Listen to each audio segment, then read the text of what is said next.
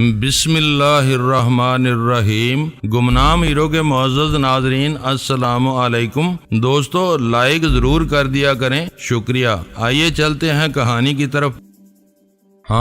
Phone کرتے ہی اس نے دو باتیں جاننی چاہی تھی۔ اول یہ کہ میں نے اس کے بارے میں تمہیں کیا بتایا ہے، اور دوم یہ کہ مجھے طلاق دینے کے بارے میں تم کیا کہتے ہو۔ تمہارا جواب اس کے لیے حوصلہ افزائی رہا ہوگا، میں نے پوچھا۔ غنیمت ہے کہ میرا جواب زیادہ حوصلہ افزا نہیں تھا۔ میں نے اسے بتایا کہ میرے شوہر کے لیے وہ میرا ایک پرانا دوست ہے، اور یہ کہ طلاق کے معاملے میں اسے چند روز انتظار کرنا ہوگا۔ میں موقع محل دیکھ کر ہی کسی بہانے سے اپنے شوہر سے علیحدگی کی بات کروں گی۔ انتظار کے ذکر پر اس نے مشتعل ہو کر خود ہی اپنا راز اگل دیا۔ اب تمہیں بہت محتاط رہنا ہوگا، مجھے پوری تفصیل بتاؤ، میں نے بے چینی سے کہا۔ اگر اس ہوٹل میں خطرہ پیدا ہو گیا ہے تو ہم اسی وقت کہیں اور منتقل ہو سکتے ہیں، فی الحال اس کی ضرورت نہیں۔ میں نے بات سنبھالنے کی پوری کوشش کی ہے۔ وہ جلدی سے بولی، وہ بھڑک کر کہہ بیٹھا کہ اب وہ ایک دن بھی انتظار نہیں کرے گا۔ اس نے ڈان روزینی کی اجازت سے مافیا کے 2 آدمی ہوٹل میں طلب کر لیے ہیں، جو کسی بھی وقت تمہیں اٹھا لے جائیں گے، اور تم نہ مانے تو تشدد کے ذریعے تم سے طلاق کے کاغذات پر دستخط لے لیے جائیں گے۔ میں نے یہ سنتے ہی اپنا پلان بدل دیا اور نرمی سے اسے سمجھایا کہ اس وقت وہ سسلی میں نہیں، لندن میں ہے۔ جب میں اس کے ساتھ ہوں تو اس کو جوش یا عجلت میں کوئی خطرہ مول لینے کی ضرورت نہیں۔ میں خود اپنے شوہر سے خوش نہیں ہوں۔ اس وقت تمہارا یہی جواب اسے ٹھنڈا کر سکتا تھا، میں نے بے ساختہ کہا۔ اگر میرا اندازہ غلط نہیں تو وہ مافیا والوں کو واپس بھیج دے گا۔ شام کو وہ ہم دونوں کو اپنی گاڑی میں لندن کے مضافات کی سیر کرانے لے جائے گا۔ پہلے وہ میرے اغوا پر تلا ہوا تھا، اب سیر کرانے کے لیے لے جائے گا۔ یہ بات میری سمجھ میں نہیں آئی، میں نے الجھن امیز لہجے میں کہا۔ ویرا کے ہونٹوں پر افسردہ سی مسکراہٹ بکھر گئی۔ میں نے اسے پیشکش کی ہے کہ اسے تمہارے ساتھ زبردستی کرنے کی کوئی ضرورت نہیں، تم گھومنے پھرنے کے شوقین ہو، میں تفریح کے بہانے کسی بھی وقت تمہیں اس کے ساتھ باہر لے جا سکتی ہوں۔ اس نے خود ہی آج شام کا وقت تجویز کیا، جو میں نے مان لیا۔ اس ترکیب سے تمہاری یہ خواہش پوری ہو گئی کہ اس کے انجام میں ہم دونوں شانہ بشانہ رہیں۔ یہ نہ بھولو کہ بات ڈان روزینی تک پہنچ چکی ہے، اس کے آدمی اس کا پیچھا کریں گے۔ ایسا ہوا تو اسے ٹھکانے لگانے کے بعد ہم بری طرح پھنس سکتے ہیں۔ نہیں، مجھے پورا یقین ہے کہ ایسا نہیں ہوگا، ویرا نے پورا اعتماد لہجے میں کہا۔ شام کو اس نے کوئی آدمی اس کی گاڑی کا پیچھا نہیں کرے گا۔ اسے خوشی ہونی چاہیے کہ اب وہ اپنے باپ کے آدمیوں کی مدد لیے بغیر خود ہی اپنا یہ معاملہ نپٹا لے گا۔ ڈان روزینی کو اس نے اپنے اناد کا کوئی پس منظر نہیں بتایا تھا، اس سے صرف اتنی اجازت لی تھی کہ وہ ضرورت پڑنے پر اس کے 1-2 آدمیوں سے کام لے سکے۔ اس کی دی ہوئی دلیل اس کے لہجے کے اعتماد سے میل نہیں کھا رہی تھی۔ میں نے اس کی آنکھوں میں آنکھیں ڈال کر سرد لہجے میں کہا، تم کوئی بات چھپانے کی کوشش کر رہی ہو۔ کسی وقت تم سے سچ چھپانا بہت مشکل ہو جاتا ہے۔ وہ ایک گہرا سانس لے کر کسی بحث کے بغیر بولی، وہ کچھ تکلیف دہ باتیں ہیں، ان کا دہرایا نہ جانا ہی اس وقت بہتر ہوگا۔ یہ تم مجھ سے کہہ رہی ہو، اب تک تم کھل کر ہر بات مجھے بتاتی رہی ہو۔ اب میرے یا تمہارے لیے کوئی بات تکلیف دہ نہیں ہونی چاہیے۔ میرے لیے سب سے اذیت ناک بات یہ ہوگی کہ اسی وقت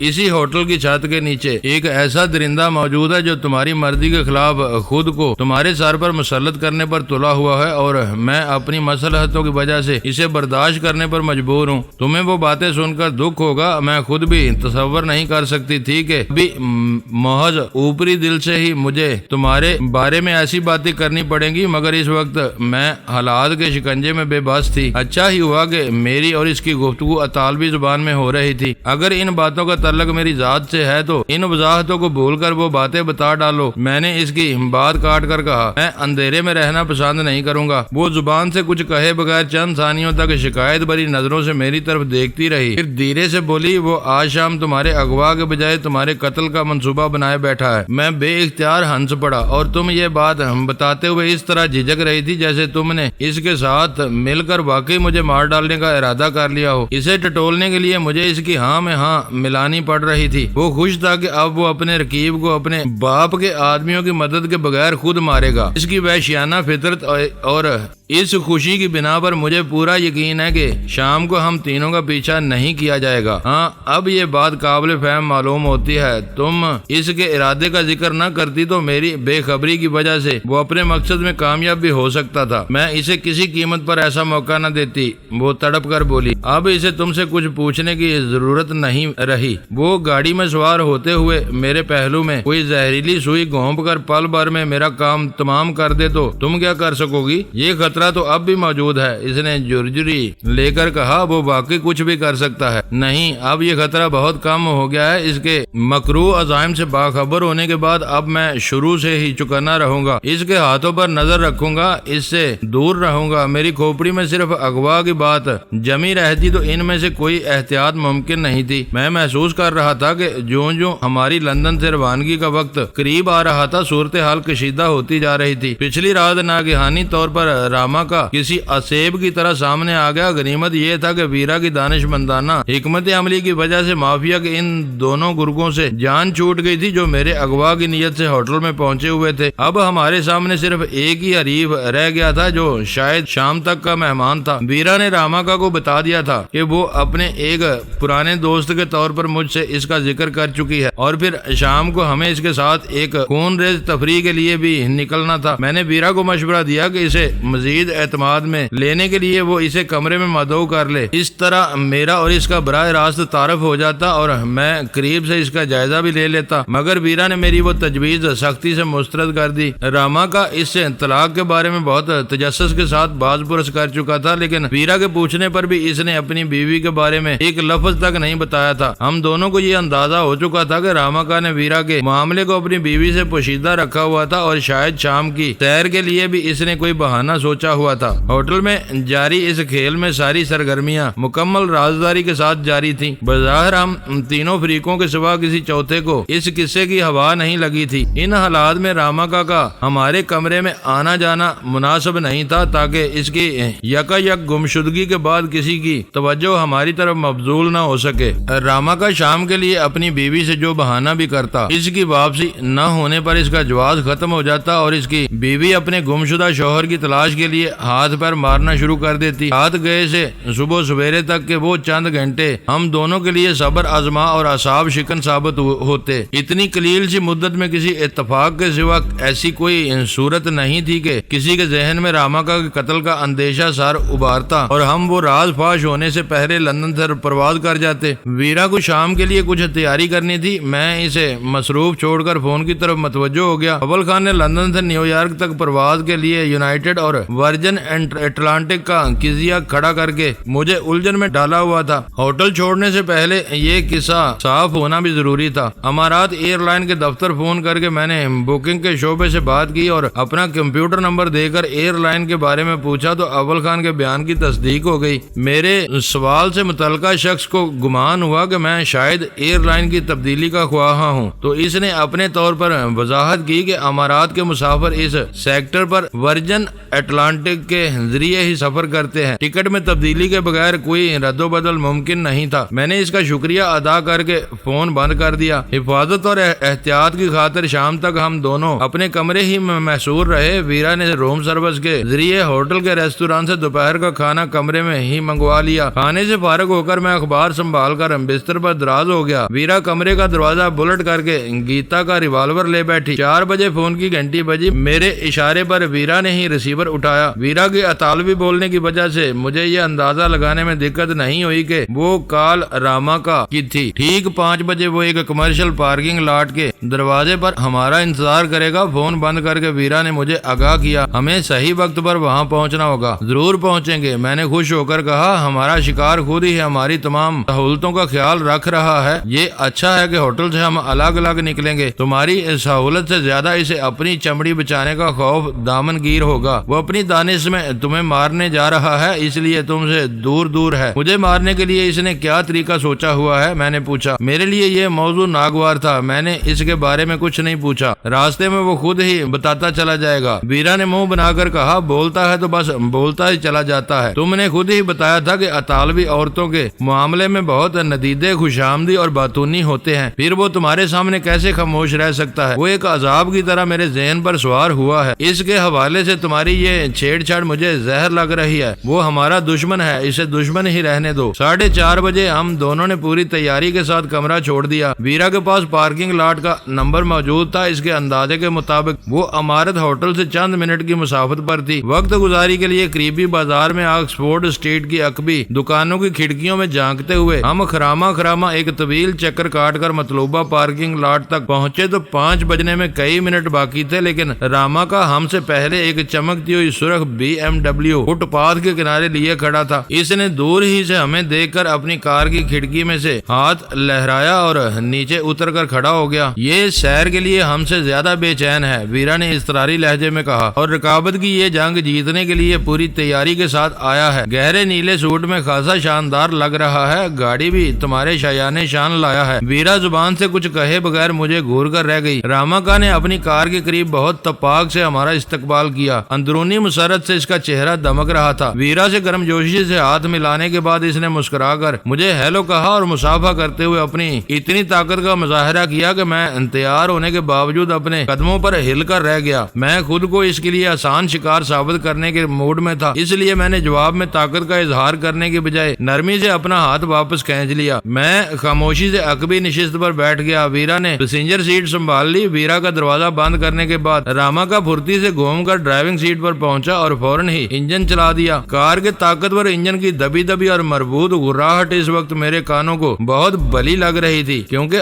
آخر کار اسی کو میرے نئے دشمن کا مدفن بننا تھا۔ ایک شوق ہچکولے کے ساتھ کار کے حرکت میں آتے ہی راما کا کی زبان بھی چل پڑی۔ کار کی رفتار زیادہ تیز نہیں تھی کیونکہ سڑکوں پر ٹریفک بہت زیادہ تھا، مگر پھر بھی شہر کا بارونق اور پر ہجوم حصہ تیزی کے ساتھ گزرنے لگا۔ اس وقت میری توجہ باہر سے زیادہ ان دونوں پر مرکوز تھی جو میرے آگے والی نشست پر موجود تھے۔ پھر اچانک ویرا گردن گھما کر اردو میں مجھ سے مخاطب ہو گئی، یہ اپنی بیوی سے کل تک واپسی کا عذر کر کے آیا ہے، ہر کام آسان ہوتا چلا جا رہا ہے، مجھے بھول کر اسی کو بہلائے رکھو، وہ سلگ گیا تو کہیں حادثہ کر بیٹھے گا۔ اس نے خود ہی کہا ہے کہ میں تمہیں نظر انداز نہ کروں ورنہ تم راماکا کی طرف سے بدگمان ہو جاؤ گے، اس نے مجھے آنکھ مار کر کہا۔ جب دو حریف ایک دوسرے کو ذرا سی دیر کا مہمان سمجھنے لگتے ہیں تو ایسی ہی ستم ظریفیاں وجود میں آتی ہیں۔ میں نے لہجے سے کوئی خوشی ظاہر کیے بغیر کہا۔ یہ پوچھا کہ میرے بارے میں اس نے کیا سوچا ہے؟ لیک ڈسٹرکٹ کے حسین علاقے میں گولی مار کر تمہاری لاش کسی جیل میں پھینکنے کا ارادہ کر کے آیا ہے، اب دیکھنا یہ کہ آگے کیا ہوتا ہے۔ میں بتاؤں گی کہ تم بہت خوش ہو رہے ہو، ایسے دل فریب علاقے میں موت پر کون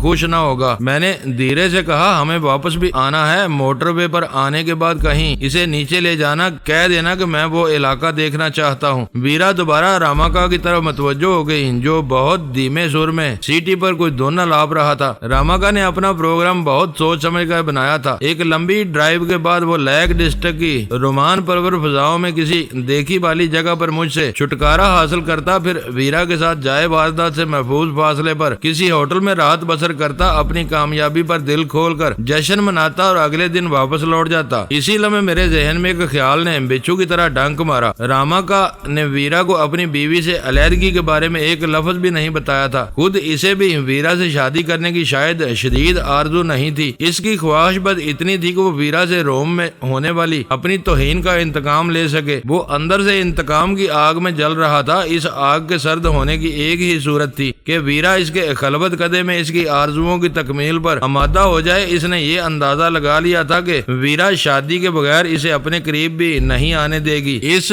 ضد کا توڑ کرنے کے لیے اس نے شادی کا ڈرامہ رچانے کا ارادہ بھی کر لیا اور ویرا کو بھی اس پر مجبور کرنے لگا۔ یہاں وہ ویرا کی بھرپور اداکاری سے دھوکہ کھا گیا۔ ویرا کی طرف سے میرے اغوا میں آنت کی تجویز کو اس نے مکاری سے قتل کے ارادے میں بدل دیا۔ ایک بار وہ مجھے ٹھکانے لگا دیتا تو ویرا اس کے سامنے بے بس ہو جاتی۔ راما کا اس سے شادی کیے بغیر اپنا انتقام لے سکتا تھا اور ویرا اس ظلم کے خلاف کہیں زبان نہیں کھول سکتی تھی، کیونکہ میرے قتل میں وہ خود بھی راماکا کی شریک کار ہوتی۔ اس نے اپنی ازدواجی زندگی میں کوئی بگاڑ پیدا کیے بغیر انتقام کی آگ سرد کرنے کے لیے بہت چالاکی سے اپنا آخری منصوبہ بنایا تھا۔ وہ بدنصیب اس بات سے بے خبر تھا کہ اس کا بچھایا ہوا جال آخر کار اسی کی گردن کا توق بننے والا تھا۔ میں وہی سب سوچتا اور اندر ہی اندر کھولتا رہا۔ حقیقت یہ تھی کہ وہ اس وقت تک ویرا کا بال بھی بیکا نہیں کر سکا تھا، مگر میں یہ سوچ سوچ کر کھول رہا تھا کہ ویرا سے باتیں کرتے ہوئے راماکا کے دل میں اس کے بارے میں کیسے کیسے مکروہ اور رذیل خیالات سر ابھار رہے ہوں گے۔ شہر کے مرکزی علاقے سے نکلنے کے بعد سڑکوں پر ٹریفک مزید بڑھ گیا۔ راستے میں جا بجا کئی علاقائی بازار آئے اور گزر گئے۔ آخر کار کافی دیر بعد راماکا کی گاڑی موٹر وے پر آ گئی۔ موٹر وے بہت وسیع اور یک طرفہ تھی، لیکن پہلے جنکشن کے بعد سڑک پر گاڑیوں کی کثیر تعداد رواں تھی۔ یہ سب غالباً وہ لوگ تھے جو کاروبار یا ملازمت کے لیے M1 کے مضافات سے روز لندن آتے جاتے تھے۔ گاڑیوں کی اس سیل رواں کا نظم بہرحال مثالی تھا اور تمام ڈرائیور ہارن بجائے یا بے صبری کا کوئی مظاہرہ کیے بغیر سکون سے اپنی اپنی قطار میں چلے جا رہے تھے۔ اس کے پاس کوئی زہریلی سوئی وغیرہ نہیں ہے۔ ویرا اچانک دوبارہ مجھ سے مخاطب ہو گئی۔ تمہارے مارنے کے لیے یہ بھی وہی ہتھیار لایا ہے جو ہم لیے پھر رہے ہیں۔ مجھ سے نجات حاصل کرنے کے بعد یہ تمہارے ساتھ رات کہاں بسر کرے گا؟ اپنے ذہن میں سے یہ زہر نچوڑ پھینکو۔ ویرا ہموار آواز میں بولی، میں تمہارے چہرے سے دیکھ رہی ہوں کہ تم بہت کچھ سوچ رہے ہو۔ ایسی باتوں میں خود کو ہلکان مت کرو جو ہونے والی نہیں ہے۔ یہ ہوٹل سے بہت کچھ سوچ کر نکلا ہے، لیکن تمہیں معلوم ہے کہ ہونا کچھ اور ہی ہے۔ میں کچھ نہیں سوچ رہا، میں نے جواب دیا، بس اس کے وجود سے گن آ رہی ہے۔ کہو تو میں اگلے ایگزٹ پر ہی گاڑی مڑوا لوں۔ ویرا پریشان ہو رہی تھی۔ ابھی چلنے دو، ذرا دھندل کا ہو جائے تو سوچوں گا، تم میری فکر مت کرو۔ اچانک راماکا نے پرجوش لہجے میں کچھ کہا۔ ویرا نے اس کے مترجم کا فرض ادا کرتے ہوئے بتایا، الو کا پٹھا کہہ رہا ہے کہ لیگ ڈسٹرکٹ دیکھ کر تمہارے شوہر کا دل خوش ہو جائے گا۔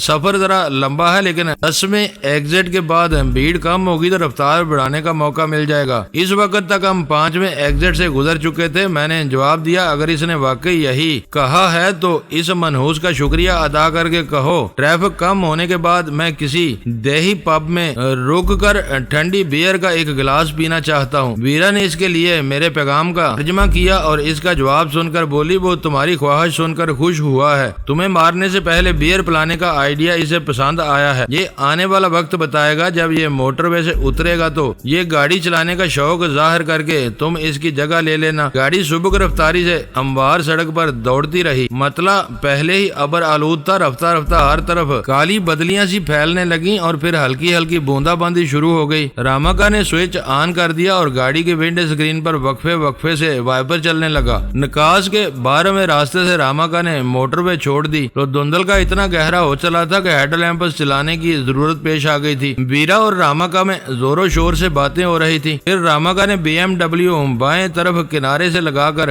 روکی اور اپنی سیٹ سے اتر گیا۔ ویرا نے سرک کر اس کی جگہ لے لی۔ دوسرے دروازے سے ویرا کی خالی کی ہوئی جگہ پر بیٹھے ہوئے راماکا نے ایک دوستانہ مسکراہٹ سے میری طرف دیکھا۔ میں نے بھی جوابی منافقت کا مظاہرہ کیا۔ ویرا نے کار آگے بڑھا دی۔ وہ کوئی چھوٹی سی آبادی تھی، مگر آثار بتا رہے تھے کہ اس سے آگے بڑے قصبات بھی ضرور آباد ہوں گے۔ میں نے گہری نظروں سے قرب و جوار کا جائزہ لینا شروع کر دیا۔ راماکا کو ٹھکانے لگانے کے لیے میرے پاس ہتھیار تھے، ایک گیتا کا بھرا ہوا ریوالور اور دوسری بدری ناتھ سے کراچی میں حاصل کیا ہوا تلوار جیسی دوہری اور مڑی ہوئی دھار والا چھوٹا چاقو، مگر میں ان دونوں کے استعمال میں متذبذب تھا۔ اس وقت راماکا میری طرف سے تقریباً غافل تھا۔ ڈرائیونگ سے نجات ملنے کے بعد اس کے ذہن پر ویرا کی ہم نشینی کا خمار گہرا ہونے لگا تھا۔ اس سے باتیں کرتے ہوئے وہ اس کے بدن کے مختلف حصوں پر ہاتھ بھی مارتا جا رہا تھا، جسے ویرا برداشت کر رہی تھی۔ اگر وہ اگلی نشست پر ہونے کی وجہ سے حفاظتی بیلٹ میں نہ پھنسا ہوا ہوتا تو شاید اس کی شوخیوں میں اس سے زیادہ اضافہ ہو سکتا تھا۔ اس حالت میں میں بہت آسانی سے اسے گولی مار کر ختم کر سکتا تھا، لیکن مجبوری یہ تھی کہ وہ علاقہ میرا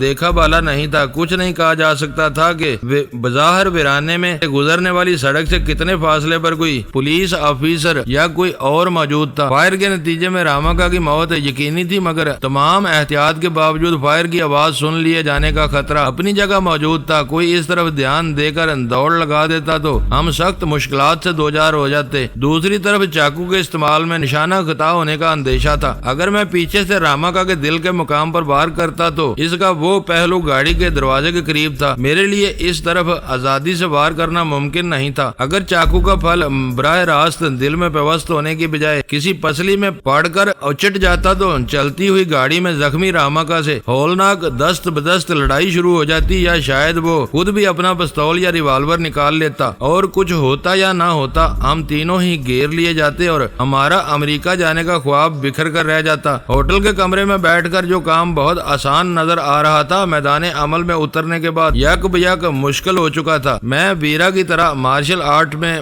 اتنا ماہر نہیں تھا کہ کراٹے کی کوئی ضرب لگا کر رمیش اگروال کی طرح اس کی گردن توڑ دیتا۔ وہ وار خطا ہونے کی صورت میں بھی نتیجہ خطرناک ہو سکتا تھا۔ میرا ذہن راماکا کی گردن میں پھندا لگانے کی طرف بھٹک گیا۔ اگر میرے پاس کوئی مضبوط ڈوری یا تار کی گچھی ہوتی تو میں پیچھے سے اس کی گردن میں اس میں کس کر کسی شور یا خون ریزی کے بغیر اس کا کام تمام کر سکتا تھا۔ اس طرح BMW کی نشستوں پر چڑھے ہوئے سفید براق سیٹ کور بھی اس کے غلیظ خون کے داغ دھبوں سے محفوظ رہتے اور اس فتنے سے بھی نجات مل جاتی۔ وقت دھیمے دھیمے سرک رہا تھا، احجان کے ساتھ میرا دوران خون بھی تیز ہوتا جا رہا تھا۔ پھر میں نے اضطراری طور پر پچھلے سیٹ کور کے نچلے حصے کو ٹٹولنا شروع کر دیا۔ اگر اس میں مضبوط ڈوری پڑی ہوئی ہوتی تو میں اندھیرے میں خاموشی سے اسے کاٹ سکتا تھا۔ ایک دشمن کے لیے تیسرے ہتھیار کی بے تابانہ تلاش اس وقت مایوسی میں بدل گئی جب میری انگلیوں نے ڈوریوں کے بجائے سیٹ کور میں الاسٹک محسوس کیا۔ کار اس وقت آبادی سے تقریباً باہر آ چکی تھی۔ سڑک کے دونوں طرف تحد نظر تاریکی کا راج تھا۔ اس مکمل اندھیرے میں کہیں بھی روشنی کے آثار نظر نہیں آ رہے تھے۔ میرے صبر کا پیمانہ لبریز ہو گیا۔ کیا سوچ رہے ہو؟ ویرا نے میری طرف مڑے بغیر اردو میں پوچھا۔ اس کی چھیڑ چھاڑ اب میرے لیے ناقابل برداشت ہوتی جا رہی ہے۔ میں ویرا کے مخاطب ہونے سے پہلے ہی اپنی اندرونی جیب میں سے گیتا کا ریوالور نکال چکا تھا اور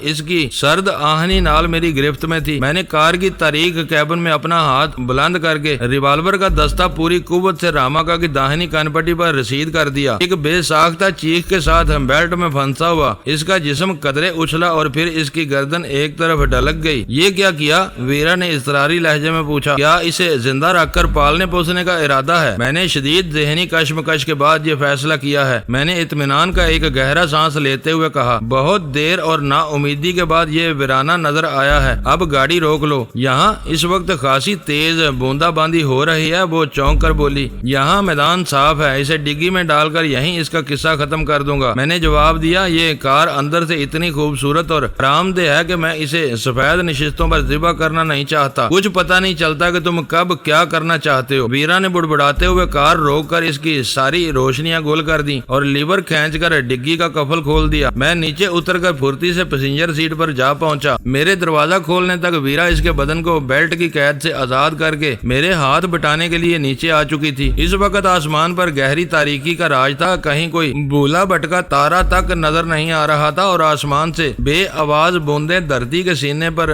اترتی چلی جا رہی تھی۔ اس کھلے علاقے میں موسم خاصا خنک تھا۔ اس خنکی میں بدن اور چہرے کے کھلے ہوئے حصوں پر پڑنے والی بوندیں بہت ناگوار محسوس ہو رہی تھی۔ میں اس فرض سے جلد از جلد سبکدوش ہونا چاہ رہا تھا۔ ویرا ارے ارے کرتی ہی رہ گئی۔ میں نے جھک کر راماکا کا جھولتا ہوا داہنا ہاتھ تھام کر اس کا ڈھیلا بدن اپنی پشت پر گرایا اور پھر پیٹ کے بل اپنے کندھے پر لاد کر سیدھا ہوتا چلا گیا۔ راماکا کا دراز قامت ہونے کے ساتھ ہی ٹھوس اور کسرتی بدن کا مالک تھا، لیکن میں حالات کے دباؤ میں اس سے کہیں زیادہ مشقت سے گزرنے کے لیے تیار تھا۔ میں اسے لادے تیزی سے کار کے پیچھے گیا۔ ویرا ڈگی کھول چکی تھی۔ میں نے راماکا کو بے رحمی سے اندر ڈال دیا۔ کار اس کے بوجھ سے اپنے سپرنگوں پر جھول کر رہ گئی۔ اس کے لیے ڈگی کی چوڑائی ناکافی تھی۔ ویرا اس کی ٹانگیں سمیٹ کر ڈگی میں ٹھونسنے لگی۔ میں نے جیب سے بدری ناتھ کا چاقو نکالا اور پوری قوت سے اس کا پھل راماکا کے سینے میں دل کے مقام پر پیوست کر دیا۔ راماکا کے ہونٹوں سے بے ہوشی کے عالم میں ایک تیز ہچکی آزاد ہوئی۔ اس کے بدن کو بہت تیز جھٹکا لگا اور میں نے چاقو نکالے بغیر ڈگی زور سے بند کر دی۔ وہ ایک طویل اور ہولناک کارروائی تھی، لیکن بس 1.5-2 منٹ میں ہی مکمل ہو گئی اور ہم دونوں ہلکی بارش میں زیادہ بھیگے بغیر دوبارہ کار میں روانہ ہو گئے۔ شاید عجلت میں تم نے اپنا چاقو اس کے سینے میں چھوڑ دیا ہے۔ چند لمحوں کے بوجھل سکوت کے بعد ویرا نے تیز تیز سانسوں کے درمیان کہا۔ میں نے دانستہ ایسا کیا ہے۔ چاقو نکالتا تو شاید زخم سے اتنا خون بہتا کہ ڈگی کے کسی نہ کسی سوراخ سے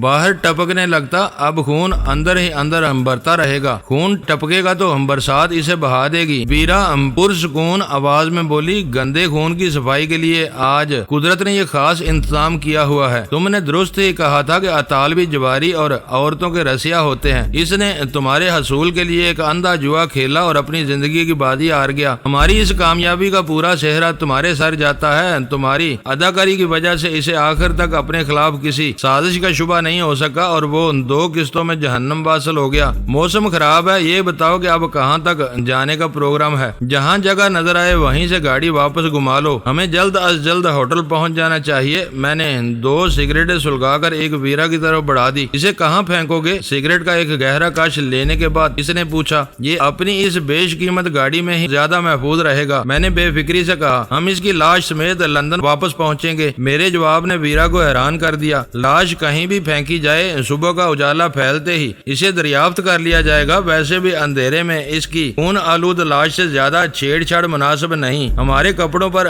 خون کے دھبے پڑ گئے تو مشکل ہو جائے گی۔ اس دوران میں مخالف سمت سے یکے بعد دیگرے 2 گاڑیاں نمودار ہو کر تیزی سے آگے نکلتی چلی گئی تھی۔ پیچھے دور تک سڑک صاف تھی اور یہ گاڑی تم لندن میں کہیں بھی چھوڑ دو گے۔ اگر راستے میں کہیں چیکنگ کے لیے ہمیں روک لیا گیا تو کیا ہوگا؟ ویرا نے ایک مستہ کنارے سے گاڑی کو واپس گھماتے ہوئے پوچھا۔ یہ کراچی نہیں ہے جہاں آئے دن ناکہ بندیاں کر کے گاڑیوں کے ساتھ مسافروں تک کی جامع تلاشی لی جاتی ہے۔ ٹریفک کے ضوابط کی خلاف ورزی کرو گی تو ضرور روکی جاؤ گی، لیکن وہاں بھی بات لائسنس سے آگے نہیں بڑھے گی جو تمہارے پاس موجود ہے۔ شاید تم درست ہی کہہ رہے ہو، یہ خطرہ مول لیا جا سکتا ہے اور گاڑی بھی تم ہی چلاتی رہو گی۔ ڈرائیونگ سیٹ پر ایک دل فریب سفید فام چہرہ دیکھ کر کوئی متعصب افسر بھی تمہیں نہیں روکے گا۔ رنگدار لوگوں کو بعض افسر شک کی بنا پر روک لیتے ہیں۔ خطرناک حالات میں تمہارا ذہن ایسے تخریبی راستے پر چل نکلتا ہے کہ تم ذرا سی باتوں کو اپنے فائدے کے لیے استعمال کرنے لگتے ہو۔ میں ہر مرتبہ تم سے کوئی نئی بات سیکھتی ہوں۔ خدا کا شکر ادا کرو کہ اس وقت تم اتنی آزادی سے اپنی رائے کا اظہار کر رہی ہو۔ راما کا داؤ چل جاتا تو شاید وہ آج رات ہی عملی طور پر تمہیں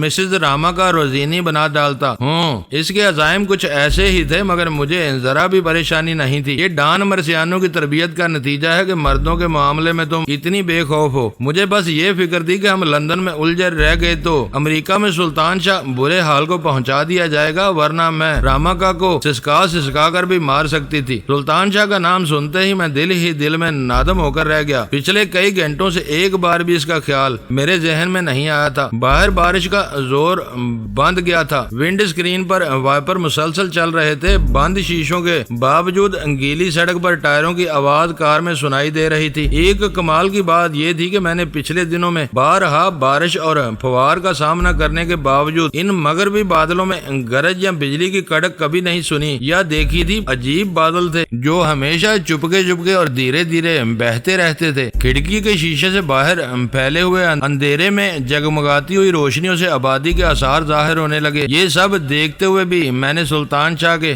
بارے میں سوچتا رہا۔ ایسا نہیں تھا کہ میرے دل میں اس کی قدر و منزلت کم ہو گئی تھی۔ اس کے لیے میرے احساسات وہی تھے جو اپنے کسی چھوٹے بھائی کے لیے ہو سکتے ہیں۔ بات صرف یہ تھی کہ راما کا روزینی کے خطرے نے اس قدر بھیانک اور طوفانی انداز میں سر اٹھایا تھا کہ اس کے سامنے ہر تشویش ماند پڑ گئی تھی۔ دوستو، ویڈیو کو لائک ضرور کر دیا کریں۔ ISI پاک آرمی زندہ باد، پاکستان پائندہ آباد۔ معزز ناظرین، اپنا خیال رکھیے گا اور اپنے اس چینل کا بھی شکریہ۔